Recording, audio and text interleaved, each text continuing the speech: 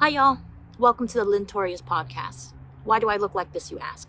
It's because I just did a self photo shoot for my 1 month of my 100-pound fat suit social experiment, which you will hear all about on my podcast. What is this podcast about, Lynn? Well, it's about everything under the sun. Get it?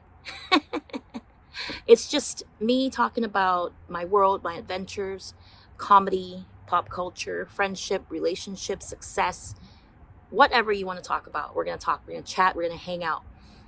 You got to tune in every week to find out what the topics are about. But this very first episode is special to me. And I decided to have my amazing producer and friend, Joe Flanders, on the podcast as my guest co-host to talk about things that he probably doesn't care about, but he does it because he's a good person. Enjoy, and I will see you every Sunday.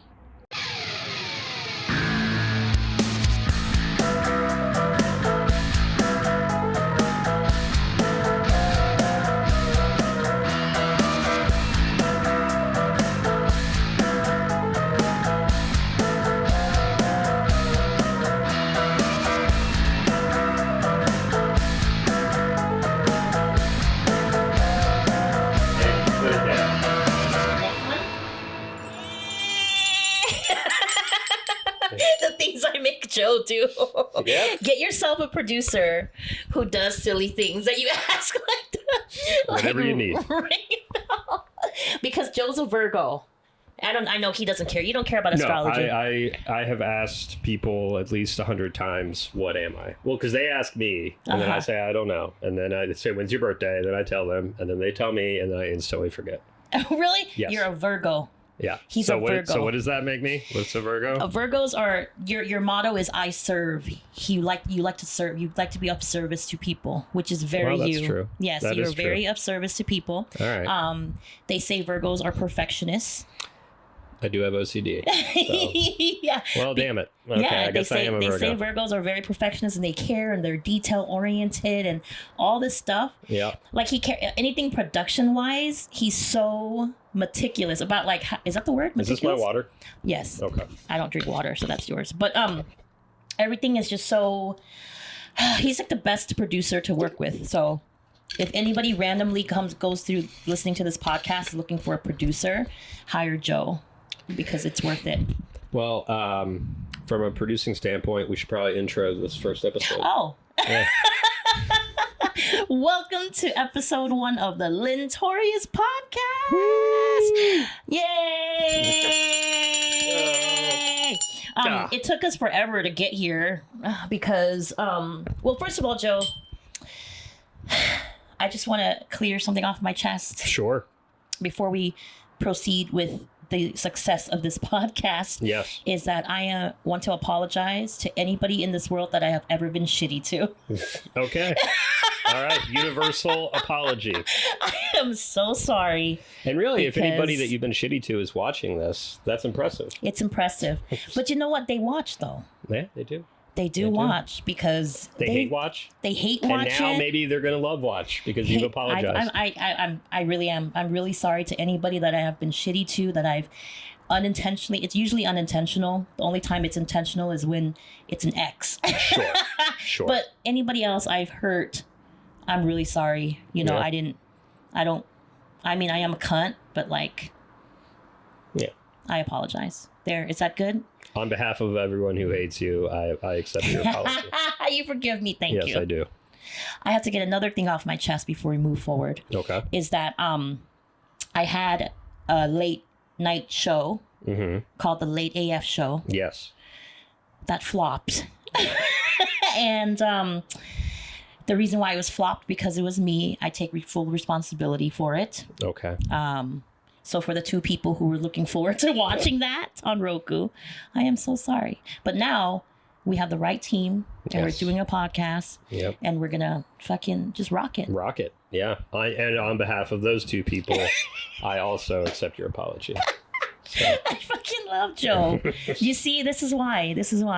You're the only, this is a running joke about white people and all that stuff, but you're a really cool dude to work with. They don't want to hire straight white men anymore. No, it's true. They don't want to. Yeah, our time has passed. Has it? Has it really, though? No, of course not. Of course not. Will it ever really pass? 7% of the opportunity has passed. Like when a white man tells me, oh, now they're going to just hire all the minorities. I'm like, you know what? I just can't imagine, like, having those words come out of my mouth. You know, like, man, you're really lucky to be, like, a minority woman. This is your time. It's like, I'm sure minority women are getting 6% more opportunity than they were 10 years ago. I know. Oh, it's your time. 6%. We're going to take all your jobs. Hopefully it becomes more than that. Obviously, but anyway.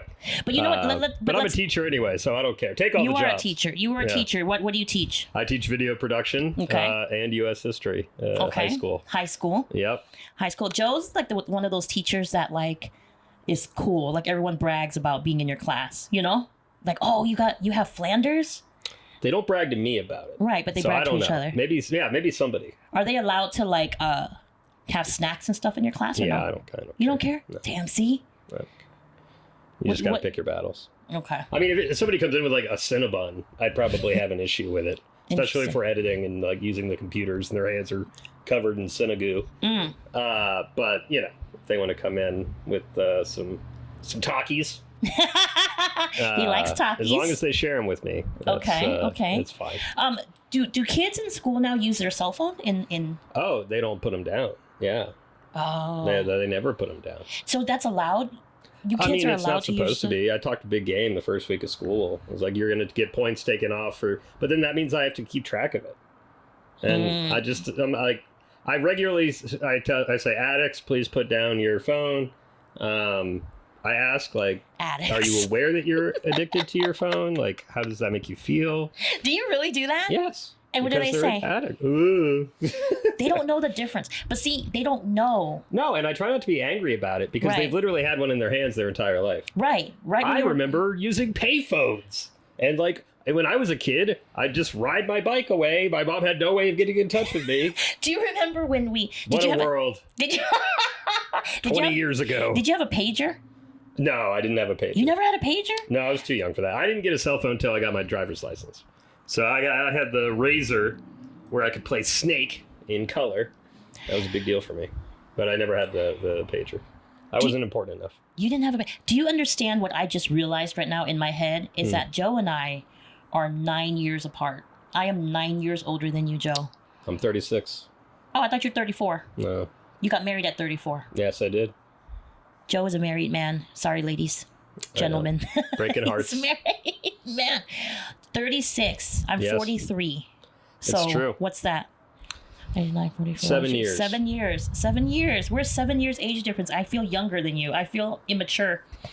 But enough about me, Len. What is this podcast? What are we doing here today? What should people expect every week? Oh, what should we? I thought we were just going to talk and people were just going to be interested, you know, like Joe Rogan does. There is an arrogance and confidence that comes with being a comedian that I admire greatly. To just think that anyone, you know, your son said nobody's going to watch My this. son said nobody. He said it's a waste care. of time. He did say that. And maybe he's right. But you know I what? don't know. We're doing this for whoever is listening to it. Exactly. But listen, I just want to talk about things I care about, honestly. Yeah. On a serious level, I want to talk about things I care about. What do you care about, man? I care about friendship. Mm-hmm. That's a huge deal to me. Sure. Friendship. That's why I apologize to everybody I've been shitty to. Mm-hmm. I care about relationships. Mm-hmm. I don't give a fuck about dating, but I care about relationships. Between people. Yeah, non-romantic? Romantic too. Yeah. Okay. I don't like the dating part. You like the idea of it? No, I like the commitment and the connection and the seriousness of relationships, but I don't care for the dating and the apps and the finding the game. That part. I just want it to fall in my lap. Sure. Yes. But honestly, I care about relationships and having healthy relationships. Yeah. And how do we build that? Okay. And the relationship between business, that communication. I care about success. Yes. And money. Right. And those are two things that we're both lacking right now. But we care about it, though. Follow us on this journey as we gain success and money. Yeah, and motherhood, parenting, that's a big deal. Yeah, I mean, that's it's good. Fucking miserable, but it's, you know, I care about it. There's moments. There's moments, right? I can relate only. Now, look, I'm not going to say that I can relate. I know sometimes parents get very protective of when anyone tries to relate when you don't have kids. I'm not going to compare my dogs to having a child. Yeah. I know that's a big one. But dealing with 150 teenagers every day. Oh, yeah. Oftentimes I want to slam my head against a wall. Right. But there will be like one little thing, maybe a little I call it just a little booster pack. On like a Tuesday, this past Tuesday, a student as he was leaving was just like, I thought your class was going to suck, but it's pretty cool. Nice. And that propelled me through the rest of the week. That's kind of like, Get. parenting. Yes, exactly. It's kind of like parenting. So that's why I thought maybe I could relate on that level. I'm glad that I do. I am not a parent. I get it. But you know what? I don't get... Joe and his wife want children. Like, they voluntarily want to have kids. And I will never understand that part in life. But good for you. I mean, we haven't yet. So you haven't yet, because they're going to go to Europe first. Yes, we're going to do that. But yeah, I care about parenting. Okay. Pop culture, I love talking about. Joe, do you care about pop culture? Couldn't give less of a shit, but my wife does. So I feel as though, if anything, I can just channel her opinions in our conversation. Ooh, let's talk. You know what? I was going to talk about Britney Spears, but you know what? It would be better to talk about. What? That you would know about is Taylor Swift. Yes, I figured you were going to say that. Yes. Because Karina, I'm sorry, I said her name. Is that okay? That's okay. Because his wife, Karina, beautiful, sweet little thing, took him to the Taylor Swift concert, It's the true. Eras tour. Yes. Tell us about the Eras tour. Well, I had a great time. Mm-hmm. I'd never been to a pop concert before, like a superstar concert. No. Wow. Well, I take that back. My first ever concert in 5th grade was seeing Britney Spears. She was performing somewhere in Columbus, where I'm from. It was her and BB Mac. Wow. Do you remember BB Mac? Barely. Until you're back here, baby. Oh my God. Wish you want. What is that like? What's that one-hit wonder? One-hit wonder, absolutely. Absolutely. So they opened for Britney Spears? Yes. Okay. So that was my first concert. But I hadn't been to one since. And the spectacle of it all, the amount of songs she played, the sets, the dancing. I was like, oh, I get it. And I made the mistake of telling my wife that. So then every night she would put the live stream on. Somebody would live stream every show, and it would be on TikTok, and then you'd watch it on YouTube. And half the time the people live streaming think that they can sing, so you're hearing them sing terribly. It's just god awful. The whole thing is awful. She didn't understand that, like, seeing it once live, I had an appreciation. Yeah. I never wanted to see it again. You wouldn't go to it again? Particularly because there is a moment in the show that she acts like it's totally organic, Taylor Swift does, where she just stops and looks up at all and wonders, and everyone starts clapping, and then she just stops singing and takes in the moment. And it was for like 7 minutes. 7 minutes? Yes. And I thought, man, what a cool organic moment. She does that every goddamn show. At the exact same time? At the same time. Which is just, that's fine, but I didn't want to know that. I felt I'd been cheated. I thought that I'd witnessed an organic moment. Yeah. And it was all bullshit. So anyway, yeah, I mean, Taylor Swift, I'm a huge Cincinnati Bengals football fan. A lot of my clothes have their logo on it. I'm obsessed. And I think she finally found her Bengals. And it's Taylor Swift. Okay. So I just deal with it. I deal with having to see her on football now that she's dating Travis Kelce. I don't hate on success. It's I appreciated it, and then that was it. That's all I needed. I'm so in awe of her, of what she has accomplished. Yes, it's remarkable. I'm in awe. Like, I'm staring at her. Like, first of all, I think she's gorgeous. But second of all, it's more than just that. There's a vibe about her. There's like a... She's a very good songwriter. I don't know what it is. Like, yeah? For what, I and it's appreciate simple. her pop music. Yeah. Her songs are simple. They're relatable. They're easy to understand. It's not too deep, right? They're fun to, like, just play in the background and dance to or whatever. Exactly. But I'm in awe of... Like, she goes to a football game and... That's all they're showing is that Taylor Swift at a football game. It's like, you have that much power. I do think that people respectfully need to get a life. The fact that now there's all these people that are watching football purely because she's dating a football player. Wow. And they're like, now I guess this is what I'm into now. And like her fans, you mean? Chiefs, yeah. Like she's wearing like a Chiefs specific like sweatshirt. Yeah, and now everybody's buying that it. style of sweatshirt for every team is sold out. So now That people are spending like style of- $80 for like, oh, the Bengals version of the. What? I don't know. I think at some point we put these people on too high a pedestal. But what do you think it is that compels people that for her to have that much influence? Like, what do you think it is? To feel a connection, maybe to somebody they admire. Wow. To feel like a part of like something, I guess. A distraction from whatever shitty is going on in their lives. Wow. That's good for her. So it's nothing against her. Yeah. But I just think maybe just take the obsession a little, take it down a bit. Wow. But I guess everybody is kind of like a religion where everybody wants something to believe in. Everybody wants to be a part of something. It's true. And she made her fans like a family, like everyone's a part of it. I want to be a part of what a Swiftie. I want to be a Swiftie. Right. Oh yeah. And I get it. I get it. I'm here trying to sell a $20 t-shirt and nobody gives a shit about my $20 t-shirt. But she's over there, she wears a shirt. Now everyone's spending hundreds of dollars. Yes. That is so amazing. Good for you, Taylor. Yeah, good for her. And I hope she and what's his name? Travis Kelce. Yes. I hope they work out because you know why? Travis Kelce is a Midwestern gentleman like you, isn't he? He is from Ohio. This is what I'm talking about. That's what she needs. She doesn't need that Hollywood shit. Nah. You don't need that Hollywood shit, Taylor. You're the star. That's right. Because Travis will just let her be the star. He's so masculine. He don't care. He knows his lane. And this is what I love about talking pop culture. As if you know Travis. I know, but I'm talking about...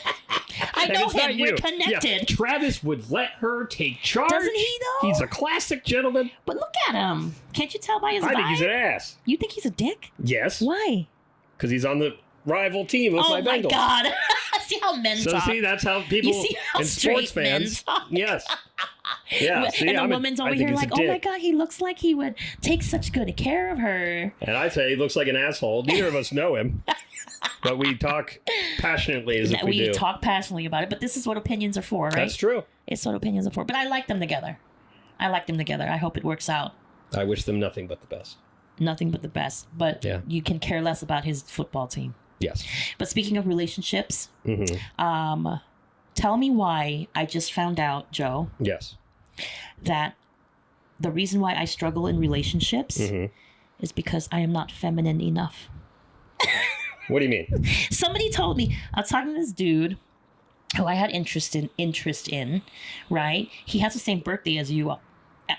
Really? That's why I was like, I tracked all these Virgos. Seriously? Okay. But okay, so he told me that I'm too mean up front. Okay. I'm too mean and too rough around the edges, and I should be nicer. And I didn't know, but seriously speaking, I know I joke around a lot, but seriously speaking, like, I didn't know that that's what I was doing.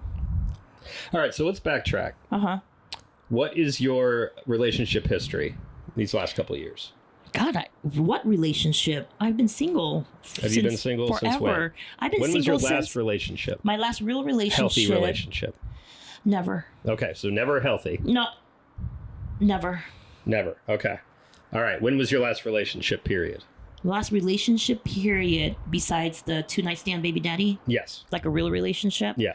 I dated a guy. I was 32 and I dated a guy who was 21. 32, 34, 21. Okay. 12 years younger for a year. All right, for a year. So that was how long ago? 10 years ago. 10 years ago?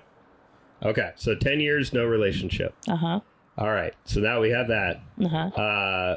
So now let's flash forward back to, so the guy said you're too rough around the edges? I'm too rough around the edges. I'm mean. And you're mean. And I just thought I was, but you know what the thing is? I was just, I just was talking shit with him a lot because I just thought that was our dynamic. Sure. And then men, what'd you tell him? Well, men Did you tell him to like fuck off and die? No. To be mean. I'm trying to think what you could have said. Like, I think what I tend to do, well, I'm talking shit. We're bantering. We're talking shit. But I think I just, maybe I take it too far, or maybe I don't know when to not be that way, or I call him out on shit. Men don't always like it when you call him out on shit. What'd you call him out on? Like if he were to take a whole week to reply to a text. That seems like a reasonable call out. Doesn't it? What was the text? I don't remember, but it could just be something random. Was it at all meaningful? I've sent him meaningful texts where he ignored for like a week or a couple days or something, and I'm like, but it's a meaningful text. Yeah. But of course, men. Okay, here's the thing. I don't believe in too busy as an excuse. No. I think you make time for something. Right. I believe in especially a text. Not priority. I believe in, because I understand life, and I understand we get busy, and I understand I'm not always a priority. I just want the person to communicate it honestly instead of saying, oh, I'm too busy and I've been doing this and I've been doing that. Just say, I couldn't get to you. I know it's hard. I know it's hard to just communicate that you're not important, you know? Well, knowing you as not a mean person, but I would say a blunt person. Blunt, that's the word. I think that that's just not the right guy for you. I don't think you need to change. I mean, look, as long as you're not, again, just telling people to fuck off and die, as long as that's not the kind of stuff you're saying. I mean, I've said that before, but not to him. Well, like, I've said it to exes. Like, I'm telling you, I'm no angel. Well, I never said you were. Believe that. I'm well aware of that. I would never claim such a thing. But okay, you're right. I know you're not an asshole. Right. Yeah. So I just think that's not the right guy for you. Right. You know what I need? What? You know my dream man is Eminem. Yes. Okay. And I think but here's the thing. I want someone so masculine that I naturally drop into my feminine. Because I've been having to be a single mom. I had to protect myself. My dad was abusive, etc. So I've always had to fend for me. Right. So I've always had to be in my masculine. Right. Yeah. Right? I have to be mom and dad. I have to... Right? So then... And I don't trust a man enough... to provide that kind to of... be the masculine. Right. But then I keep falling for gay men, right? And then I was like, now I understand why. Yeah. Because I'm always in my masculine. Right. But that was such a huge breakthrough for me, Joe, because... That's big. Because I don't want to be the fucking masculine. Like, I want to come home. I'm a boss, I know. But I want to come home and I don't want to make decisions. Right. Yeah, I get that. And I've finally learned that because my wife will often just tell me to make the decision. Particularly on things of little significance that just need to be decided. What are we having for dinner? Yes. Are we going to go out tonight? Yes. You know, what do we want to watch? Though that one she generally has an opinion on.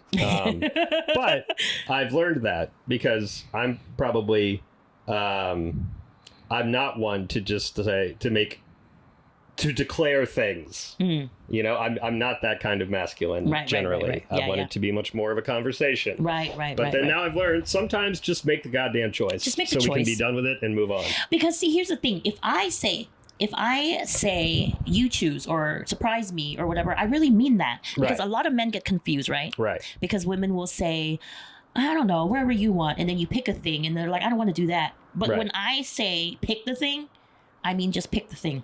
Right. So maybe Karina's kind of the same. Like if she's giving you the full responsibility to do it, then... Just do it. And you just want somebody to do it. Do you change the bed sheets or do you wait for her to change the bed sheets? She's been on a good run of doing it. Like when I was working at home, when I was freelancing, I would do all that stuff. Now we've switched where she's only in the office 2 days a week and is home 3 days a week. And also our dog. She's a germaphobe, the dogs, so she's wanting to change it more. Oh. But anyway. But the reason why I asked that is because when a man changes the sheets, that's so sexy. Yes, well, I have changed the sheets. I do the dishes. Just to do the dishes? I do the dishes. Take out the trash. I clean up the dog shit. Take the car to the wash. I take my car to the wash. Fill up the gas tank. I fill up my gas tank. Well, at least he does his part. At least he does his stuff. Like, do you understand? But I'm saying those things because even little things like that, that's the masculine stuff I'm talking about. Like, I don't want to have to ask. I want him to just know. Fill up my gas tank once in a while. Yeah. You know? Like I think if women set that expectation, say it once. Because I think this has been a problem for hundreds of years. I just want them to do it. Well, if you never say it, men are oblivious, aloof. So if you never say it, and then get upset when it's not done, I think we have a problem. And I've talked to Karina about this. Like, hey, your expectations, my expectations are different. Just tell me it once. You won't have to tell me again. My definition of clean, hers, very different. Very different. Tell me once. Yeah. I might need a reminder, but overall, I get it. But if you just assume. Mm-hmm. So anyway. I feel like Joe, you're like a very rare kind of guy, because most men are just not, I don't know what the word is. You're just rare. You know? I've considered myself more medium rare. But... Stupid. Well, judging by your skin tone, you're kind of rare, Joe. Yeah. No, but you. Well, wait, rare would be darker, right? No, rare is like barely. It's like red. It's not cooked. It goes rare, medium, rare, true. medium. Yeah, I guess medium well, and well done. Well done. You not well done, Joe. You're rare. Well, because in the middle, like not the surface, but in the middle of the steak, well done steak is like gray. Yeah, you're not gray. I'm more gray than red. No, you're not. I'm not? No. All right. Well, then I'm rare. You're right. I am rare. But you know what, Joe? Thank you for saying that, though. I think you're right, and it is true. But you know what? It is true that he's probably not the right one for me. And but I appreciate him coming into my life to give me this breakthrough. Yeah. About the femininity and about what I want. Yeah, that's really important. You know, and it makes sense. So you do want a relationship. You just want to flash forward to the part where you're in it and not deal with all the bullshit and the dating. God, the dating sucks ass. Right. I just want to meet them organically. I just don't want to do the app thing. That's true. I don't want to do the app thing, and I truly believe I can still meet someone organically. I do prefer someone in the industry. Mm-hmm. I know a lot of people say don't date, a person in the industry, but I prefer someone in the industry. Well, I get that because they ideally would have a certain tolerance of understanding about the hours and going to the show and not, it's not a 9-to-5 lifestyle. Yes, and you can hit two birds with one stone. Like you can go to a show and hang out with each other. You know what I mean? Yeah. Because they want to go to the show. I didn't know that you abuse animals. Jesus Christ. I don't know if I can do this. Is that the term? Hit two birds with one stone? What's the term? I've never heard that before. Two birds with one stone. I think you're just an animal abuser. Yes, I do. And that is a phrase. That is a phrase. Yes. I want someone in the industry. That's just on me. Like I want like an Eminem. All right. So on this show we will follow I think for the good of the show and the audience, you got to just start putting yourself out there anytime you see anybody in person. And we can follow how does a woman, Joe, put herself out there but still be feminine, but still like let the man be the man? Say, hey, would you like to buy me a drink? Really? I don't know.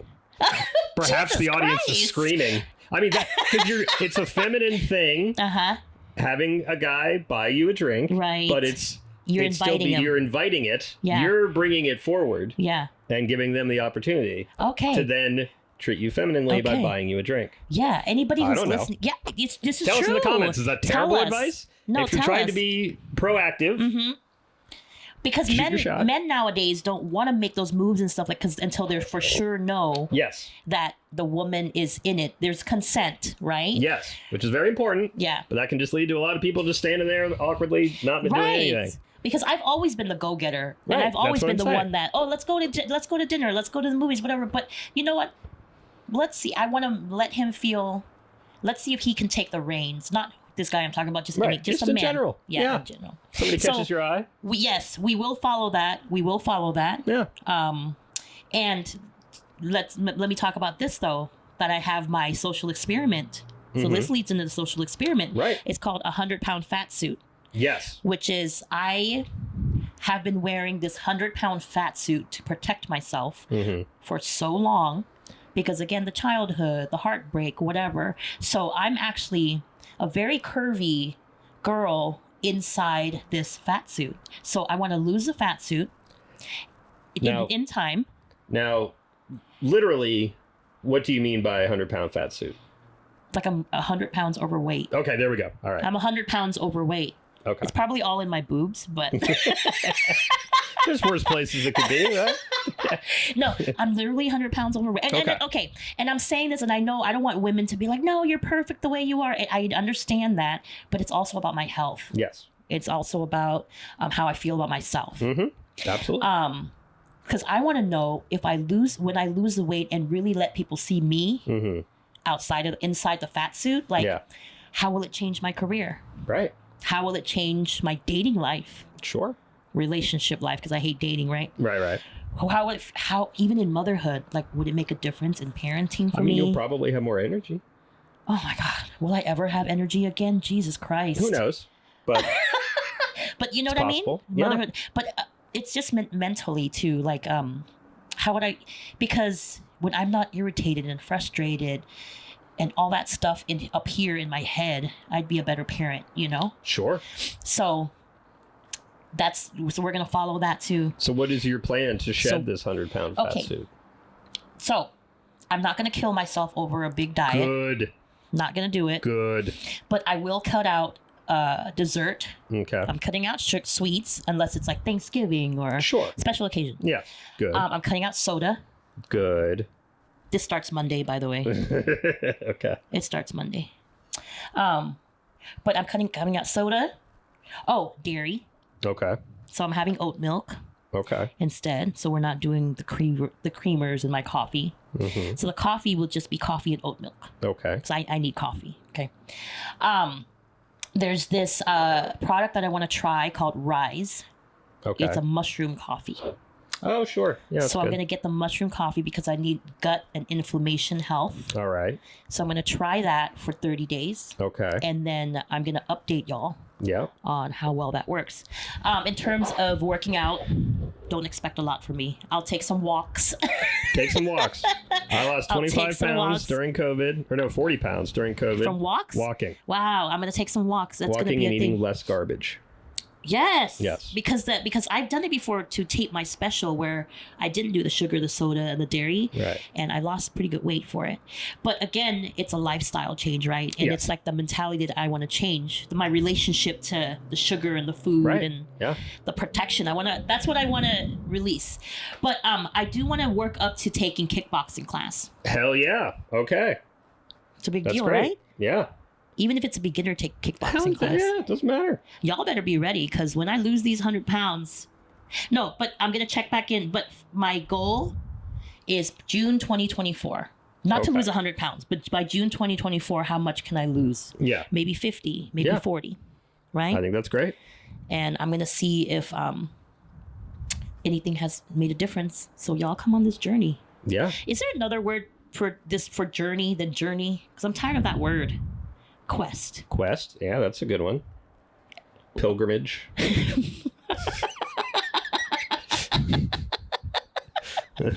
Y'all come on this 100-pound pilgrimage. Yes, there we go. There's a nice flow to it. Well, that's exciting. I'm excited. I think all of us will be excited to follow that journey, to follow your romantic journey. Oof. Stand-up comedy, career journey. Ooh, I've heard too many our journey to journeys. Journeys. Go to the mall. Go to Journeys. Journeys. Buy some my shoes. God, we just aged ourselves. These kids don't know what the fuck Journey is. Well, what kids are watching this? You don't know? There's no Gen Zs listening to this. I mean, maybe. I mean, some Gen Zs I think it's care. our people. You think so? I think it's our people. Some Gen Zs care about me. Some. They care about my stand-up. No, it wasn't an indictment on you. I just. Anyway. All of the journeys. But that's all of it, Joe. And that's what people can come to expect every week, huh? Yes. And what else can they expect? What else can they expect? Are there going to be guests? There's going to be guests. So we have a really special guest coming up. That's very, very, very, very dear to my heart. Sally Mullins. Awesome. She's coming up. So follow along. Tell us about Sally. Sally Mullins. Oh, well, that'll be the next episode. Never mind. That'll be later. Just if you don't know, I'm just teasing you with Sally Mullins. Yes. Look her up. She's amazing. She is an adult. She's an adult entertainer, star, right? Yeah. Like I was a former sex worker. Yeah. So we relate to that. We can talk about that too. We'll talk about sex work. There we go. We'll talk about it. I'll give you some tips. Great. How to make money. Awesome. With your hands. Made with your hands. Yeah. I don't know how to give I don't know about mouth or anything else, but hands, I will teach you. I'll teach you to make it into a business. Great. Make it into an entrepreneurship. Okay. There we go. Yeah. So some business lessons. All right. So we're going to have guests. We're following all your different quests. Yep. Anything else? Yep. I think that's it, Joe. I think that is. But you know what? If you have suggestions, if Yes. the audience has suggestions, whoever's listening, what do you want to hear? What do you want us to talk about? Right. Yeah. What do you We'll want out of have this? special segments. I believe we're going to. You're going to take the immigration test at some point Oh my goodness! to see if you would be admitted into the United States if you were Because not already a citizen. I'm not a citizen. You're not a citizen. I am not a citizen. I I am a didn't know that. green permanent resident. Oh, so you can actually. Well, you should take the test. No, you know how much it costs? Well, Joe? we can crowdfund it. You guys, it's like $1,700 Yeah, let's to become crowdfund a that shit. U.S. citizen. Yeah. And if you fail the test, you have to pay another $1,700. I don't think they give you another chance. Yeah, you they have to do. redo the whole thing. Yeah, they do. You get five chances Oh, on you the do? verbal. Yeah, I know that because you asked me to look it up, and I did. It's a verbal. I'm Yeah. gonna go in there, and they're gonna be like, "Are you sure? Right. Are you sure you're not a citizen?" And honestly, there's other things where you may only have to do the verbal part of it because how long have you been here? Since 1980, since I was 6 months old. I think if you wait another like couple of years, I don't know. We'll look into it. Okay, But that was something you wanted to do. But or if Eminem wants to marry me and just make me a citizen, that'd that be works great. too. Well, is there anything else? Do we need to include anything else in this first No, but episode? welcome to the first episode, Right? y'all. This is a long time coming. Yeah. This is this is time. Yes. It's our time. And, a goal of the show is to get to a point where we have such good guests that you just never will see me again. we're always gonna see Joe. I'm gonna force him Well, that's on fine. every episode. I'm happy to appear. Thank you so much. Yeah. Is that everything? I think so, yeah. Yay! Do I still have a bell? Thank you! We did it. It's our first episode. Come back next week. Yep. Every Sunday. Because Lin Sunday. Okay. Lin Sunday. Yeah. Maybe we can get you hooked up with Ben and Jerry's. And there could be like a They don't Lin want Sunday. They don't want me as a face of ice cream. Well, it does kind of not go Defeat the whole with your purpose. 100-pound challenge My either. quest. Well, we'll figure it out. All right. Thank you, Joe. Of course, Thanks Lynn. for listening. Bye. Bye.